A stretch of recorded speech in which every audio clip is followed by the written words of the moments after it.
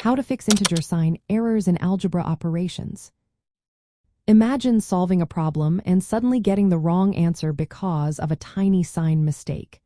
It happens more often than you think, especially with integers. Today, we're going to learn how to spot and fix those sign errors so your math stays accurate and smooth. First, let's review what integers are. They include all positive numbers, negative numbers, and zero. Positive numbers usually have no sign or a plus sign in front of them, while negative numbers have a minus sign. Keeping track of these signs is key to avoiding mistakes. When adding integers, think about the signs. If both numbers are positive, just add their absolute values and keep the positive sign. For example, to positive 3 and 5 give you 8.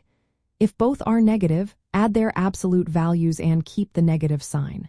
For example, negative 3 plus negative 5 equals negative. Now, if the signs are different, subtract the smaller absolute value from the larger one. The answer takes the sign of the number with the larger absolute value. For instance, negative 7 plus 2 equals negative 5 because 7 is bigger and the sign is negative. Remember, subtracting a negative number is the same as adding a positive. So, 5 minus negative 3 becomes 5 plus 3, which equals 8. When multiplying or dividing integers, the rules are straightforward. If both numbers are positive or both are negative, the result is positive.